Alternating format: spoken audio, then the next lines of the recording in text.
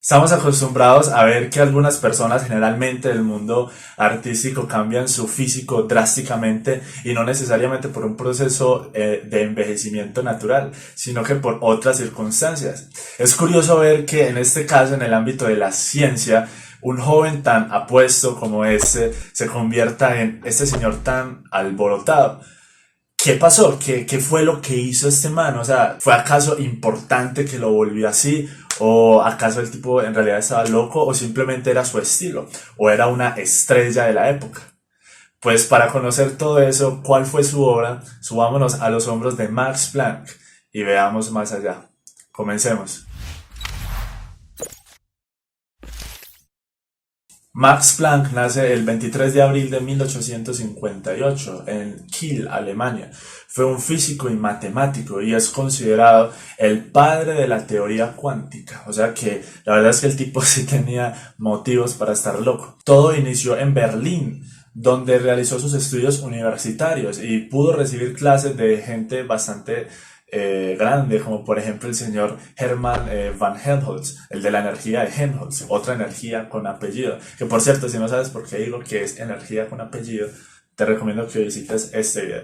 Planck comentaba que Van Helmholtz era muy malo para dar clases, a pesar de que era un referente en su área, pues la verdad es que a la hora de dar clases era muy malo y es algo normal, incluso en esta época, lastimosamente, que encontrar personas profesores que son unos grandes investigadores en su área, pero que como maestros son muy malos. Lastimosamente eso es bastante común.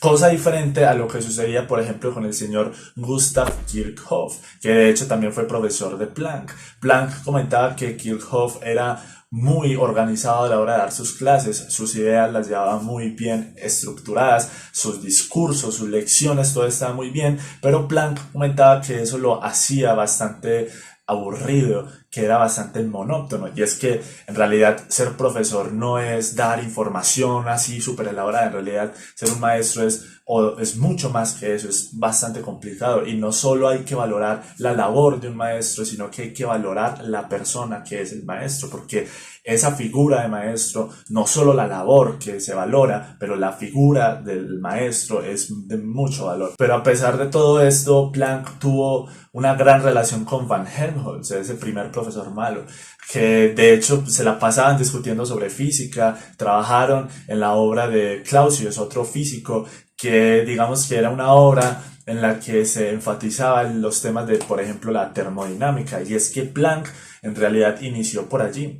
De hecho, su trabajo doctoral se llama Sobre el segundo principio de la termodinámica. Allí Planck, la verdad es que hizo apreciables contribuciones en los temas de la entropía, en el concepto del calor. La verdad es que fue de mucho valor, pero a Planck no lo recordamos por eso. Planck no fue famoso por eso. A Planck en realidad lo recordamos por otros cuantos sucesos que vendrían después en su vida. Qué buen chiste. En particular, Planck se hizo famoso por salvarnos de una catástrofe un poco particular porque no tenía ningún peligro ni tenía ninguna vida en juego. Simplemente era un fallo de la teoría electromagnética clásica, la teoría electromagnética de Maxwell, que fallaba a la hora de explicar la emisión de un cuerpo en equilibrio térmico con el ambiente.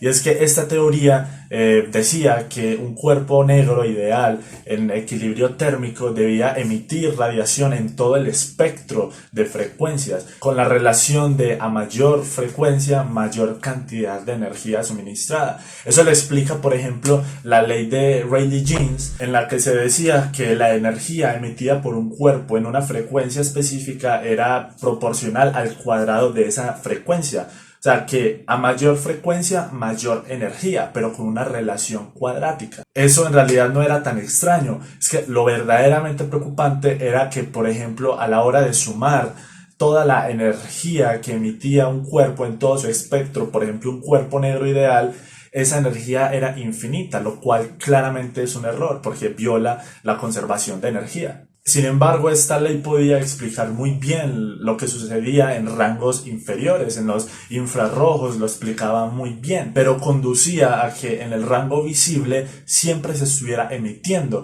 y eso se traduce en que cualquier cosa que existiera era un foco de luz, o sea, cualquier cosa alumbraba, lo cual es claramente un error también, pues porque las cosas no alumbran, todas las cosas no alumbran, porque pues, si eso fuese no existiría la oscuridad. Luego más adelante pudieron mejorar sus técnicas de experimentación y pudieron reunir los datos experimentales para las frecuencias más altas, las del ultravioleta, y definitivamente se encontraba que allí todo estaba malo, entonces por eso es que este problema se llama la catástrofe del ultravioleta. Fue en este momento de la historia donde el señor Planck haría su valiosa aparición. Sería en el año de 1900 y traería consigo un postulado. Planck postuló que toda entidad física cuya única coordenada efectúe una oscilación armónica solo podrá tener valores de energía que satisfagan que E es igual a n veces h nu, donde n es un número entero, h es una constante universal que es la constante de Planck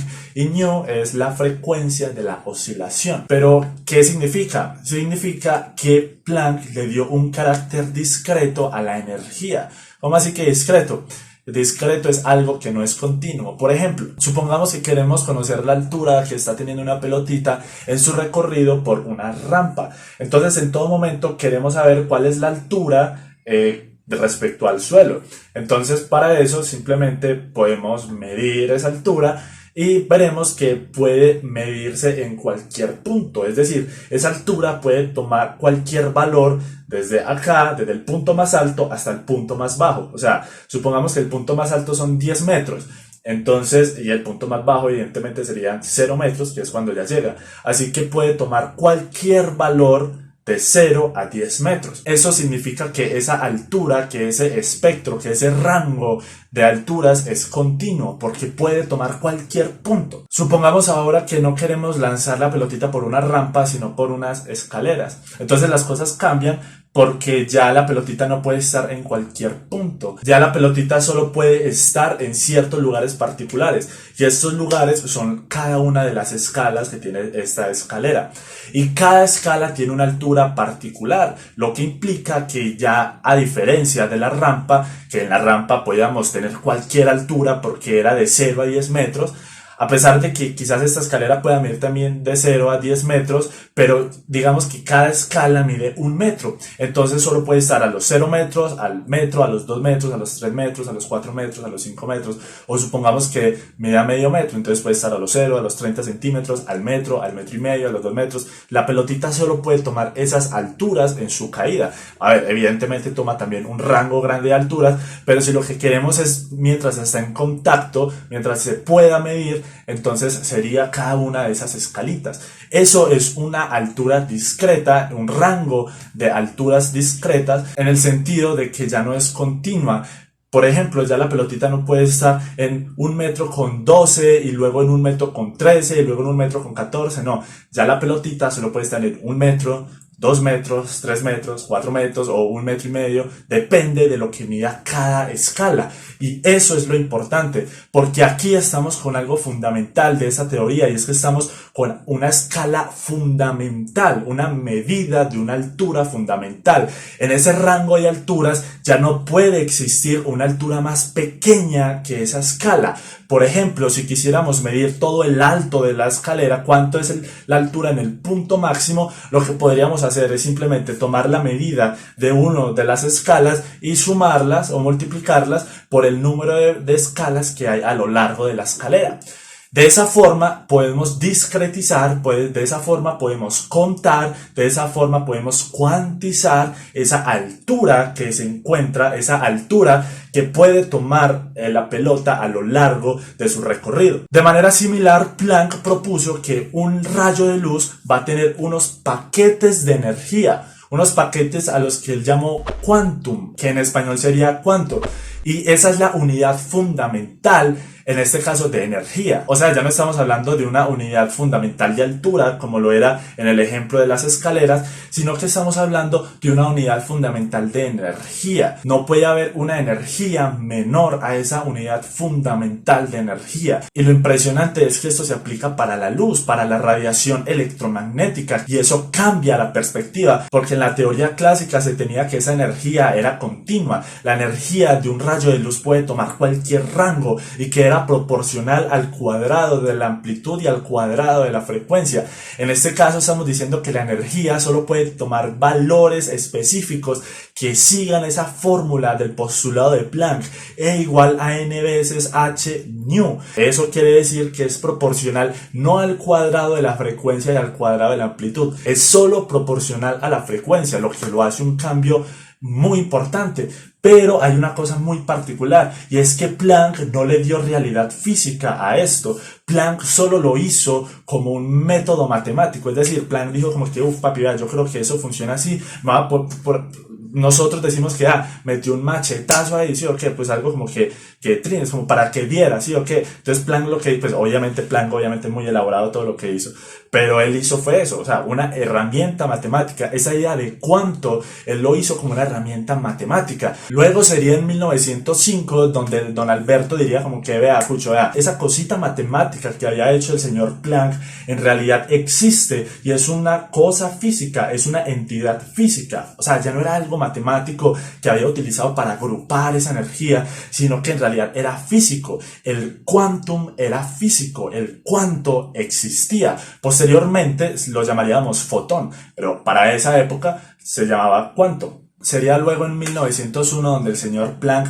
aplicaría este principio, este postulado que él había realizado para solucionar esta catástrofe que estaba sucediendo, esta catástrofe del ultravioleta. A partir de allí se pudo comprobar que lo que había propuesto el señor Planck era totalmente verídico con las observaciones, con los datos experimentales que se tenían. Eso que hizo en 1901 se terminó conociendo como la ley de Planck, que habla de esa distribución de energía en todo el espectro de ese cuerpo que está emitiendo radiación en equilibrio térmico con el ambiente. De esta forma termina el trabajo más importante del señor Planck, en la que abriría paso a grandes avances de la ciencia, a grandes avances tecnológicos. La verdad es que lo que hizo el señor Planck es totalmente crucial para el entendimiento que tenemos actualmente, y pues es el principio de lo que surgió como teoría cuántica. De hecho, en 1918 fue galardonado con el Premio Nobel de Física por su importancia en el descubrimiento de la teoría cuántica precisamente. Planck tuvo una carrera maravillosa, logrando compartir escenario con muchos otros científicos grandes. Fue totalmente un referente de la época, de la física de la época. De hecho, pudo compartir, por ejemplo, estas cosas de las conferencias Solvay, que esta es la primera conferencia Solvay realizada en 1911, donde compartió, por ejemplo, con personas grandísimas como Lorentz, como por ejemplo Nernst, como por ejemplo Rutherford. Aquí está Solvay, ahí está don Alberto, ahí está, esto me da mucha risa porque está Marie Curie con Poincaré, y pues María está como que, uy, este man, ¿de qué me está hablando? Y Poincaré ahí como todo. Por ejemplo, acá vemos al señor Planck también en otra foto muy interesante que les quiero comentar, porque aquí está el señor Nernst, está el señor Van Lowe y está dos personajes, que es el señor Einstein y el señor Millikan. Y es muy curioso porque Einstein y Millikan se las llevaron, pero mal, súper mal. Básicamente porque en 1905 el señor Einstein dio su explicación al efecto fotoeléctrico basado en el quantum. En esa explicación fue que le dio realidad física al quantum del que hablamos en este video. Pero entonces el señor Millikan dijo como que no, papi, eso está malo, eso está malo, eso es malísimo. Decía que Einstein estaba pero equivocado. Entonces, con las ansias de demostrar que Einstein estaba equivocado, terminó demostrando que estaba en lo correcto. O sea, de tanto hacer experimentos para decir como que no, Einstein está equivocado, que yo no sé qué, pues a la final resultó que todo daba con lo de Einstein, y pues efectivamente Einstein tenía razón. Y curiosamente entonces, por ese motivo, a Einstein le dieron el Premio Nobel de Física en 1921 por el efecto fotoeléctrico, y en 1923 se lo dieron a Millikan, también en gran parte por sus aportes en el efecto fotoeléctrico, lo cual es bastante curioso. Pobre Millikan. Pero pues así es la ciencia. En lo personal les recomiendo un libro que se llama Scientific Autobiography and Other Papers, que resume la vida y obra del señor Planck. De hecho, en ese libro me basé mucho, en gran parte, para la realización de este video. Y El libro solo está en inglés, la verdad no está en español, o por lo menos no lo encontré. Pero aún así es un libro que les recomiendo bastante para los que se quieran sumergir y pues tengan la posibilidad de leerlo de esa forma. Es muy bueno y es muy corto, es alrededor de 180 páginas con letra grande. Por lo pronto los invito a que hagan parte de este canal y se suscriban. Y nos vemos entonces en otra historia. Chao.